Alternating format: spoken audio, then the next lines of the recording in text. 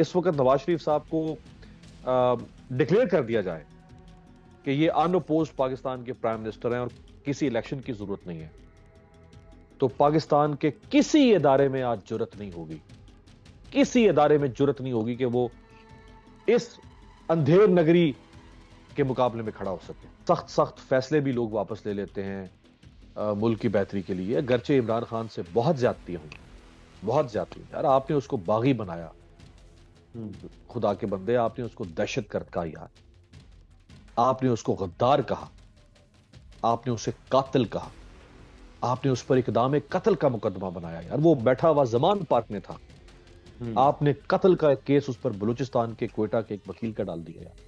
लेकिन इतना बुरा वो नहीं था जितने बुरे वो भी थे कि जिनको ला के बिठा दिया गया उसकी जगह पे। तो उसका कसूर, उसके उसके जुराइम की एक फहरिस्त बना लें और फिर उसके मुखालिफिन के जुराइम की फहरिस्त बनाएं।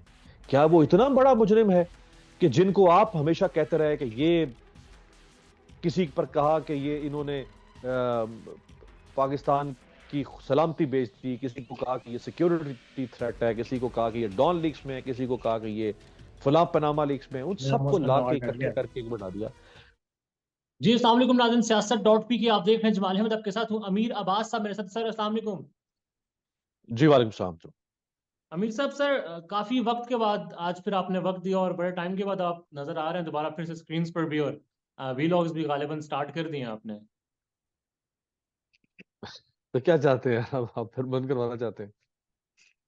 एक साहब से सवाल हुआ, एक चिल्ले के वाले साहब कहता है तुझे चाहते मैं दूसरी बारी चिल्ले तो चला जाऊँ। चिल्ले पे चले जाए।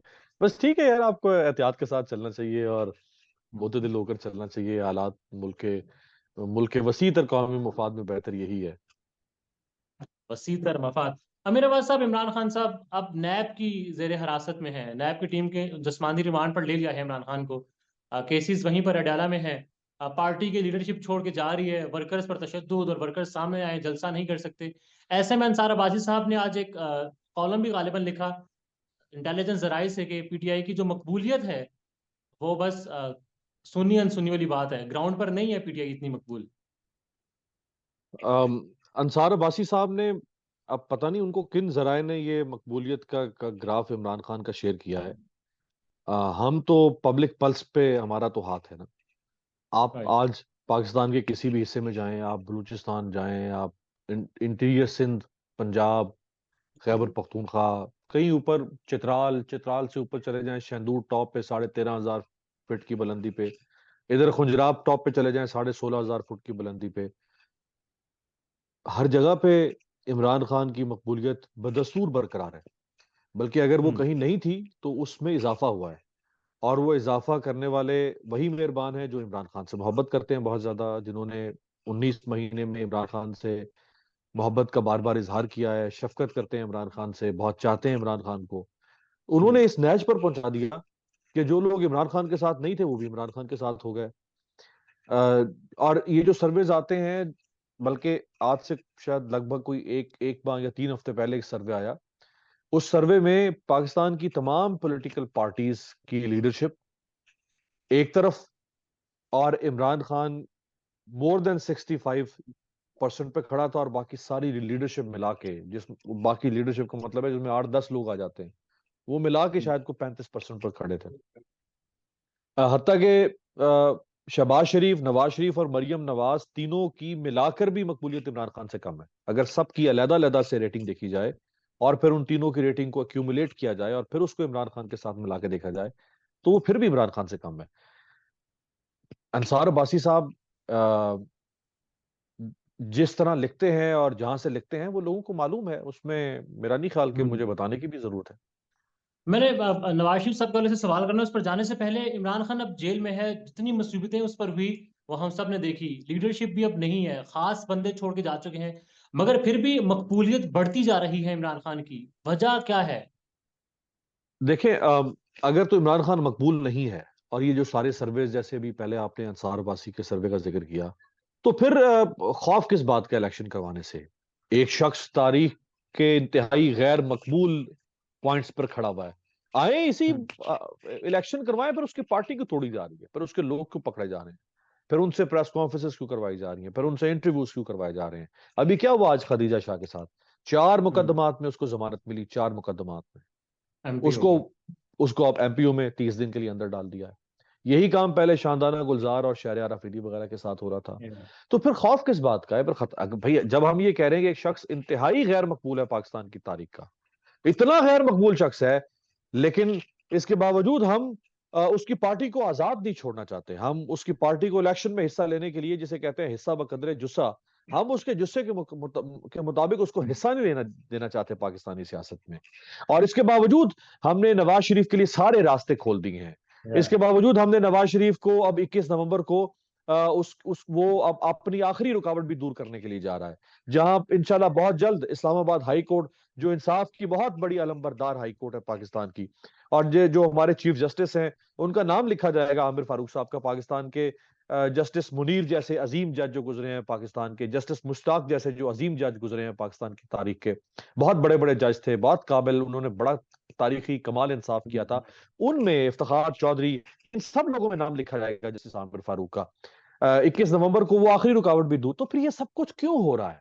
भाई वो गैर मकबूल है तो ये रहा मैदान, ये रहा घोड़ा, फिर डर किस बात का है? उठा के फेंके। अभी तक वो तो यहां तक कह रहा है कि मुझे फील्ड भी नहीं चाहिए, मतलब मुझे लेवल प्लेइंग भी नहीं चाहिए, मुझे फील्ड दे दो भाई, या लेवल में खुद कर लूंगा। अब नवाज शरीफ साहब पाकिस्तान आए उसके बाद से लेकर अब तक हर तरफ यही बात हो रही है कि वो नामजद वजीर आजम है। 8 फरवरी को इंतखाब होना है अभी। अवाम जिसको चाहे मुंतखब करेगी।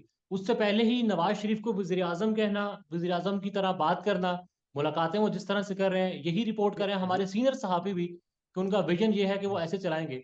वजीर आजम अवाम चुनती है और इलेक्शन से अभी तो बड़ा शेड्यूल भी नहीं आया और पहले वजीर आजम।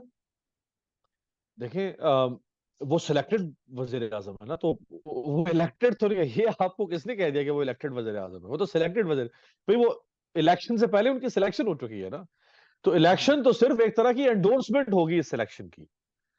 सिलेक्शन करके देखिए ना, डिसीजन मेकिंग के मुख्तलिफ मॉडल्स हैं। एक मॉडल ये होता है कि आप लोगों को बुलाते हैं, उनसे कहते हैं हाँ जी ये मसला है, इस पे बताएं आपकी क्या राय है, और फिर आप अक्सरियती लोगों की राय के मुताबिक कहते हैं ऐसा, चूंकि 10 में से 6 लोग कह रहे हैं तो ये हमारा फैसला है।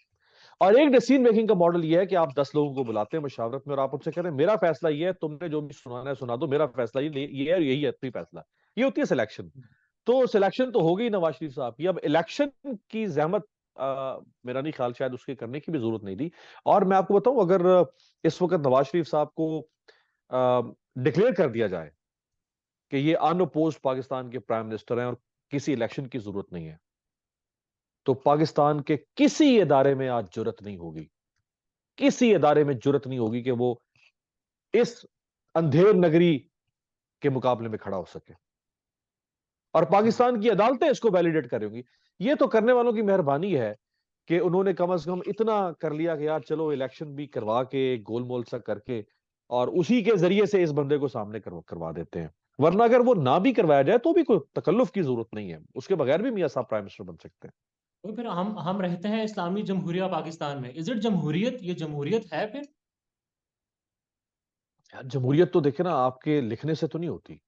आपने इस मुल्क के बाहर एक बोर्ड लगा दिया है कि इस मुल्क में जमहूरियत नाम की कोई बला रहती है, लेकिन इस मुल्क में ना किरदार जमहूरी है, ना रवैये जमहूरी हैं, ना कानून जमहूरी हैं, ना इदारे जमहूरी हैं, ना मीडिया जमहूरी है, ना अदालतें जमहूरी हैं, ना पाकिस्तान की सियासत जमहूरी है, ना कॉलो फेल जमहूरी है।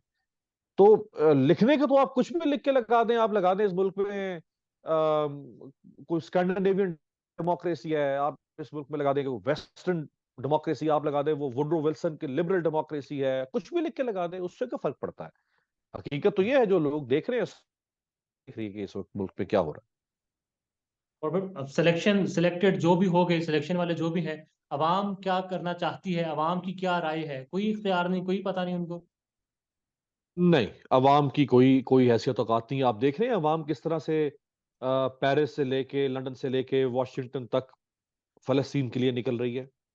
हम्म। आप देख रहे हैं कि व्हाइट हाउस के बाहर खड़े होकर अवाम कह रहे हैं कि बाइडन तुम्हारे हाथ खून से रंगे हुए हैं। ये होती है अवाम, ये होती है जमहूरियत। किसी तीसरी दुनिया का मसला है, लेकिन वहां के लोग निकल रहे हैं। आपने देखा कि वैंकूवर में किस तरह से अवाम ने जस्टिन ट्रूडो को रेस्टोरेंट से भागने पर मजबूर कर दिया, और उसे कहा हम्म। तुम कातिल हो, तुम्हारे हाथ खून से रंगे हुए हैं। वो वहां से दुम दबाकर भागा है। आप देख रहे हैं लंदन में 8-8 7-7 लाख लोग निकल रहे हैं, प्रोटेस्ट कर रहे हैं। ये होती है अवाम। और वो होते हैं मुल्क। ये कौन सा मुल्क? और अभी इंडोनेशिया में इलेक्शन होने जा रहा है सदारती, और वहां जी, पे कानून है कि सदारती उम्मीदवार की उम्र 40 साल होगी, 40 साल से कम आदमी इलेक्शन नहीं लड़ सकता। जो वहां अभी इस वक्त प्रेसिडेंट हैं, वो अपने बेटे को इलेक्शन लड़वाना चाहते हैं नायब सदर के तौर पे, और उसके जो कागजात नामजदगी है वो वहां की सुप्रीम कोर्ट में चैलेंज होते हैं, और वहां पे सुप्रीम कोर्ट फैसला दे देती है सदर के बेटे के हक में कि 40 साल से नीचे उम्र का शख्स भी इलेक्शन लड़ सकता है। वहां वो मामला जाता है उनकी सुप्रीम जुडिशियल काउंसिल के पास, और वहां के जज को बरतरफ कर दिया जाता है। जज को बरतरफ कर दिया गया कि इसने फैसला दिया है सदर के बेटे को उसको फैसिलिटेट करने के लिए। इस अगले साल 2024 में दुनिया के 74-75 मुल्कों में इलेक्शन होने जा रहा है। इलेक्शन होना है, जी। 2024 में 74-75 मुल्कों में, और दुनिया की तारीख में पहली बार एक साल में इतने बड़े पैमाने पर इलेक्शन हो रहे हैं, जिसमें अमेरिकी सदारती इलेक्शन भी शामिल है, जिसमें बरतानवी इलेक्शन भी शामिल है, जिसमें बांग्लादेश का इलेक्शन भी शामिल है, इंडिया का इलेक्शन भी शामिल है, हमारा इलेक्शन भी शामिल है, और इसमें तुर्किया का बल्दियाती इलेक्शन भी शामिल है। इसमें 4 अरब लोग दुनिया के वोट कास्ट करेंगे एक साल के अंदर। आप देखिएगा कि किस मुल्क में वो तमाशा होगा जो तमाशा हमारे मुल्क में हो रहा है और आगे होने जा रहा मेरे ख्याल तो पहले से पता है, इंतखाब बस हो चुका। सर, अभी आपने मीडिया की भी बात की थी, एहतशाम अमीरुद्दीन साहब का मैं ट्वीट पढ़ रहा था। सुनो न्यूज़ छोड़ दिया उन्होंने, वजह कुछ लिखी भी हैं और कुछ नहीं भी लिखी। जी कहते हैं चेयरमैन पीटीआई कहना है, इमरान खान का नाम नहीं लेना। और फिर सवाल भी छोड़ा कि हमारे साथी एंकर जी पूछे अब कौन ये हिदायत दे रहा है। तो मीडिया किस प्रेशर से गुजर रहा है इस वक्त? है। देखिए, मीडिया मेरा ख्याल है कम अज कम मैंने तो अपने करियर में इस हद तक का प्रेशर नहीं देखा। प्रेशर हर दौर में रहा है, कभी हम्म, जो बिजनेस कार्टल्स हैं उनकी तरफ से आता है, सियासी जमातों का प्रेशर भी आ जाता है, आपको पाकिस्तान की एस्टेब्लिशमेंट का प्रेशर भी माजी में रहा है, और भी बहुत सारे माफियाज हैं जिनका प्रेशर आ जाता है। लेकिन जो प्रेशर ये गुज़श्ता 18-19 माह से हमने देखा है, आप देखें ना, जब इमरान खान जब जलसे कर रहे थे हुकूमत से निकलने के बाद, तो उनके जलसे शुरू होने से, यानी यानी इमरान खान की स्पीच शुरू होने से 5 मिनट पहले बोल न्यूज को बंद कर दिया जाता था। जी। और बिल यानी डेली यही हो रहा था, जैसे जैसे इमरान की जब भी स्पीच अगर स्पीच आती है पांच ऐसा मिनट होता है। तो 4:55 पे बोल बंद, एयरवाय बंद। तो जो हम, अच्छा, कोई कोई कानून जाब्ता आइन कुछ भी नहीं, बंद तो बंद, जो जो जिसने करना कर ले। अभी सिंध हाई कोर्ट ने फैसला दिया है 3 दिन पहले, जिसमें उन्होंने कहा है कि इमरान खान का नाम, असल में इमरान खान से मुराद तो नहीं, लेकिन चूंकि दरख्वास्त पीटीआई से मुतालिक थी और इमरान खान से मुतालिक थी, तो उसमें उन्होंने कहा कि नाम या तस्वीर ये चलाने से कैसे रोका जा सकता। और उन्होंने कहा कि आज़ादी इजहार राय ये वो हक है हर शहरी का, कि जब तक ये हक नहीं मिलेगा जमाल साहब, आप और कोई हक हासिल नहीं कर सकते। जी। ये सिंध हाई कोर्ट ने अपने फैसले में लिखा कि आपको, अगर आप कोई और हक भी अपना हासिल करना चाहते हैं ना, तो आपको उस हक के लिए भी ये हक सबसे आजादी पहले देना चाहिए होगा, जरूरी बोलने का है। हक। मैं जब बोल ही नहीं पाऊंगा यार, तो मैं ये कैसे कहूंगा कि मुझे इंसाफ दो, मुझे तालीम दो, मुझे सेहत दो, मुझे लेवल प्लेइंग फील्ड दो। ये मैं तब कहूंगा मुझे बोलने के लिए तो माहौल मिले। जब बोलने में ही मेरे ऊपर, मेरे से मुराद ये कि लोगों के ऊपर जब बोलने में ही हरासानी होगी, तो फिर वो किसी और हक का सवाल कैसे करेंगे?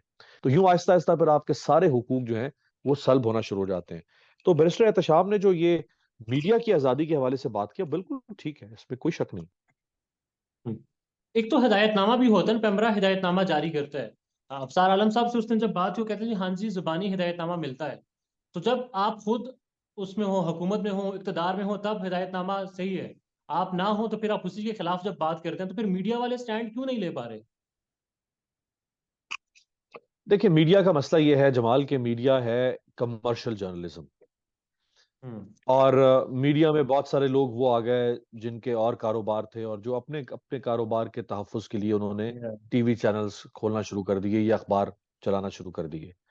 अब चूंकि उनके और बहुत सारे कारोबारी मुफादात हैं, उनका पैसा और बहुत सारी जगहों से आता है, तो जब मीडिया में वो आज़ादी का मुजाहरा करने की कोशिश करते हैं, तो उनके बाकी कारोबार जो हैं उनकी आर्म ट्विस्टिंग शुरू हो जाती है।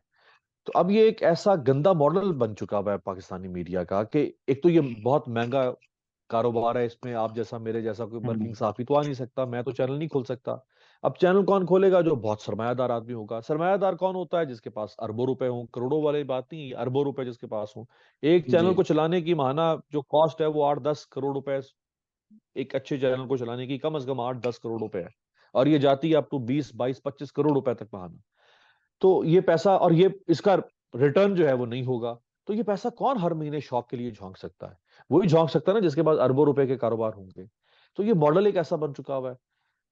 और आ, यार, इसमें फिर सरवाइव नहीं कर सकते लोग। उनको मजबूरन चलना पड़ता है हवा के रुख। उनको मजबूरन रियासत की पॉलिसी के साथ चलना पड़ता है। अगर वो नहीं चलेंगे तो आप देखें ना, एयरवाई एक 28 दिन एयरवाई को बंद रखा गया। जी। 28 दिन बंद रखने का मतलब ये कि उसका 15-20 करोड़ रुपए का नुकसान किया आपने। तो वो 15-20 करोड़ रुपए उसने उस महीने अपने लोगों की तनख्वाहें, ऑपरेशन कॉस्ट वो अपनी जेब से अदा की। कौन शख्स एक हद से ज्यादा इस पॉलिसी पर चल सकता है? नहीं चलेगा ना लोग। फिर जर्नलिज्म कॉम्प्रोमाइज होगा, जैसे हम्म इस वक्त कॉम्प्रोमाइज हो रहा है। और काशी अब्बासी 2 हफ्ते की छुट्टियों पर थे मगर अभी तक वापस नहीं आए स्क्रीन पर। आखिर में बस ये बता दें, मीडिया इदारे, सियासी जमातें, इमरान खान का डर मौजूद है कि आ जाएगा तो फिर मसला होगा। डर तो है लेकिन होना नहीं चाहिए। और मेरा ख्याल है इमरान खान से अगर किसी को डर है तो इमरान खान से डायलॉग हो सकता है, बात हो सकती है। बहुत सख्त सख्त फैसले भी लोग वापस ले लेते हैं मुल्क की बेहतरी के लिए। अगरचे इमरान खान से बहुत ज्यादतियां हुई, बहुत ज्यादती हुई। यार, आपने उसको बागी बनाया। हम्म खुदा के बंदे, आपने उसको दहशतगर्द कहा यार। आपने उसको गद्दार कहा। आपने उसे कातिल कहा। आपने उस पर इकदाम कत्ल का मुकदमा बनाया यार। वो बैठा हुआ जमान पार्क में था। हम्म आपने कत्ल का एक केस उस पर बलूचिस्तान के क्वेटा के एक वकील का डाल दिया यार। आपने कुछ कम किया उसके साथ? ना ये बेनजीर के साथ हुआ, ना ये नवाज शरीफ के साथ हुआ, ना यूसुफ रजा गिलानी के साथ हुआ, ना शाहिद खाकान अब्बासी के साथ हुआ, ना राजा परवेज अशरफ के साथ हुआ, ना जफरुल्लाह जमाली के साथ हुआ, ना चौधरी शुजात के साथ हुआ, ना किसी वजीर आजम के साथ ये काम नहीं हुआ। हाँ, भुट्टो के साथ एक हुआ। और पीपल्स पार्टी जो खुद ये कहती है कि हम भुट्टो का अदालती कत्ल हुआ, क्यों? क्योंकि भुट्टो को एआनत कत्ल में 109 में सजाए मौत दी गई। जी उसी जी। पीपल्स पार्टी की हुकूमत के अंदर इमरान खान के ऊपर एआनत कत्ल की एफआईआर हुई। तो जो कुछ किया है आपने उसके साथ, उसके बाद का उसके अंदर दुख, कर्ब, सदमा, गुस्सा नहीं होगा? फितरी बात है। किस में नहीं हम्म होगा? आपके साथ ये सब कुछ हो, मेरे साथ कुछ होता, हम तो शायद वैसे ही नमक की तरह पिघल चुके होते अब तक।